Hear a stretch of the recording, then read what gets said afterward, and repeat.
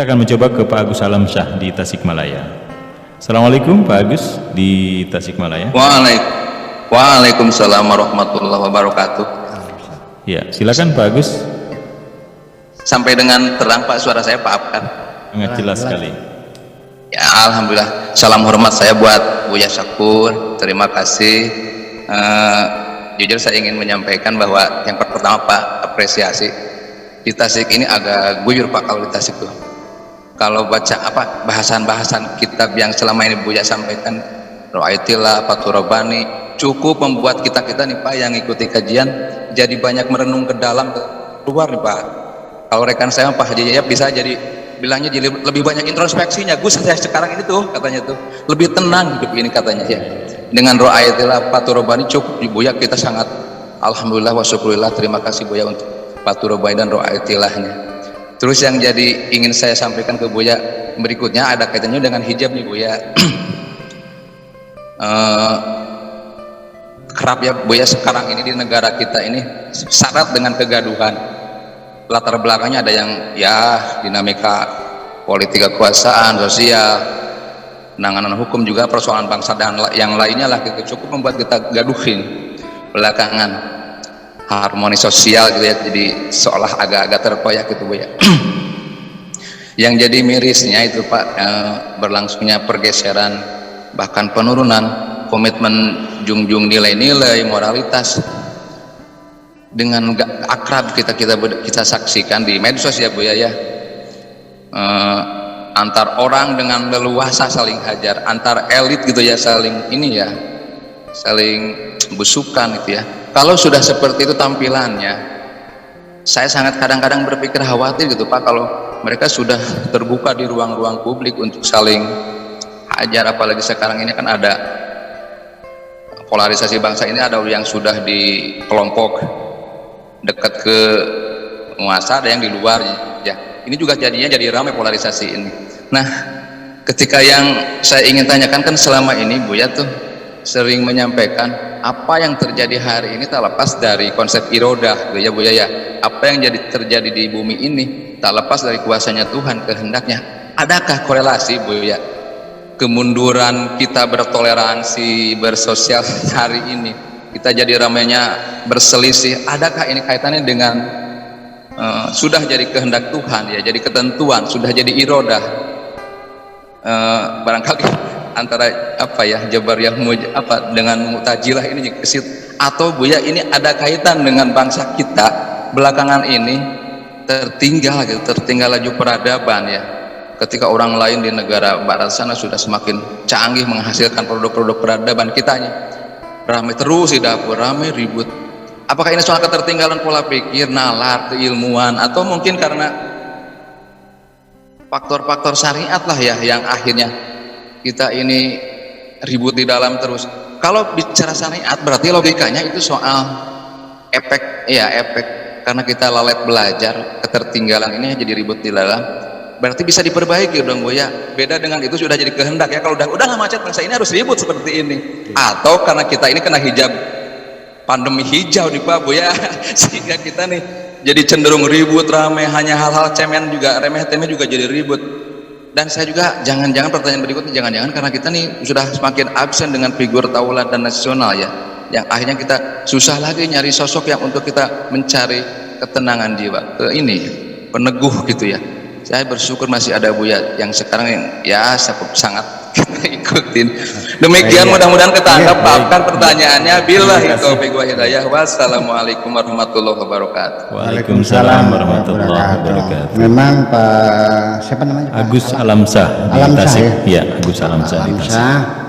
Memang sejak awal munculnya manusia di alam dunia ini sudah menimbulkan kegaduhan, sampai akhirnya para malaikat juga kena marah Tuhan juga, yang artinya dipanglo ya, dipersalahkan. Alam aqul lakum inni a'lamu ma la ta'lamun. Dari dulu juga sudah aku katakan kamu goblok, nggak tahu apa-apa, aku yang tahu. Ya. sampai akhirnya Tuhan membuktikan kepada para malaikat, ya. Pertama-tama Nabi Adam dididik dulu, wa 'allama Adamal asma'a kullaha. Suruh jadi profesor, doktor dulu, pintar dulu, dipesantrenkan dulu di Tasikmalaya di situ. Ya kan? Nah, setelah pintar tsumma aradahum 'alal malaikati, baru dipertemukan dengan para malaikat. Faqala ambiuni bi asma'i haula. Coba jelaskan apa ini, apa ini. Qalu subhanaka la ilma lana illa ma 'allamtana. Kami tidak tahu kecuali apa yang kecuali engkau kasih tahu kepada kami. Nah, jadi malaikat sendiri pada akhirnya menyerah juga pada, oh ternyata Adam itu hebat, ilmunya luar biasa, ya kan begitu. Ini kan kegaduhan. Ya, ternyata iblis tetap bertahan, tidak mau mengakui kelebihan yang dimiliki oleh Adam. Tetap berdasarkan paradigma awal, ana khairum minhu, aku lebih hebat karena aku diciptakan dari api, Adam dicipta dari tanah. Sampai akhirnya konsekuensinya sampai iblis terusir dari sorga, ya kan begitu. Dan pada akhirnya iblis dengan dendamnya, ini kan sudah gaduh sejak awal mula. Ini sangat gaduh sekali. Ya, sampai akhirnya Adam pun akhirnya tergelincir dalam godaan setan itu karena dendamnya setan. Dia akhirnya makan apa? Dia makan buah khuldi. Sampai terusir semacam itu. Dan ketika Adam terusir, Allah mengatakan, wa qulna bitu, turun kau, pergi sana. Fa inna ba'dakum li ba'din aduun, engkau dengan sebagian engkau saling bermusuhan. Sudah ada sinyal awalnya bahwa kita saling bermusuhan. Itu kan kata Tuhan kan. Wa qulna bitu fa inna ba'dakum li ba'din aduun. Ya. Wa qulna bitu walakum fil ardi mustaqarru wa mata'un ilahin dan sebagainya. Itu sudah komitmen. Dan malaikat juga sudah memprediksi sesungguhnya ketika Allah menciptakan Adam. Malaikat bertanya, memprediksi malaikat ya, ketika kita berasumsi Adam sebagai manusia pertama, malaikat adalah prediksi sifatnya. Ataj'alu fiha man yufsidu fiha wa yasfikud dima. Untuk apa engkau mencipta manusia yang nantinya akan bikin kerusakan di bumi ini dan akan membanjirkan darah? Itu prediksi malaikat. Ketika kita menduga ada manusia pertama, namanya prediksi. Tetapi dugaan saya lebih kuat bahwa Adam ini ada episode yang keberapa. Sebelum Adam itu ada Adam lagi yang pernah menumpahkan darah. Jadi malaikat itu bukan prediksi, tapi dia punya big data. Punya big data bahwa manusia pernah bertempur. Tetapi para ulama yang mengatakan bahwa ada manusia pertama, maka sangkalan malaikat ini ya ditafsirkannya yang berperang itu golongan jin, bukan manusia. Jadi pernah terjadi pertempuran antara jin bukan antara manusia.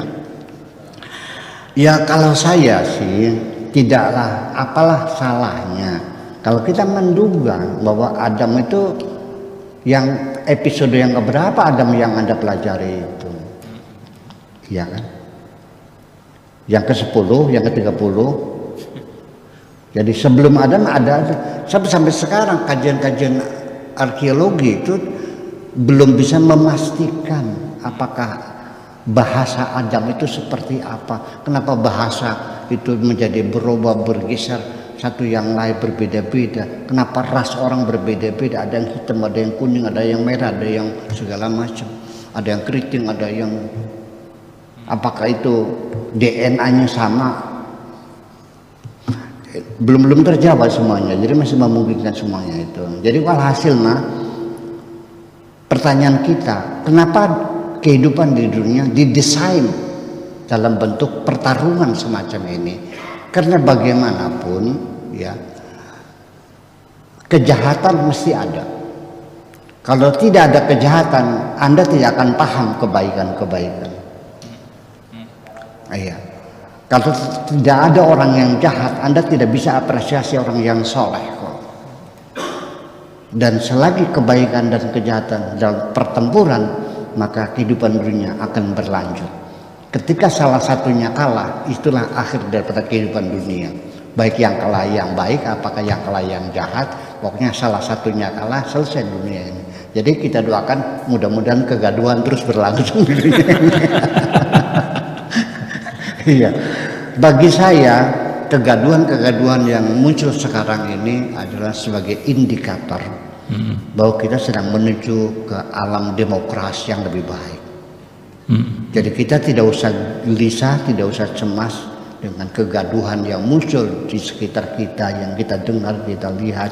Itu malah justru adanya kegaduhan semacam ini menunjukkan bahwa roda demokrasi sedang berputar menuju cita-citanya sebagai bangsa yang demokratis macam ini. Sebab bagaimanapun juga malah justru saya menganjurkan biarkan kegaduhan supaya lebih cepat matang. Kalau Pak Afkar, Pak Alamsyah masak nasi, kepengen matang nasinya, tolong jangan dia halang-halangi ketika airnya mendidih, biarkan dia mendidih supaya cepat matangnya. Terima kasih. Demikian Pak Agus Alamsyah di Tasikmalaya untuk pertanyaan yang sudah diajukan pada kesempatan hari ini. Ya Rasulullah, ya Nabi, laka syafa'ah.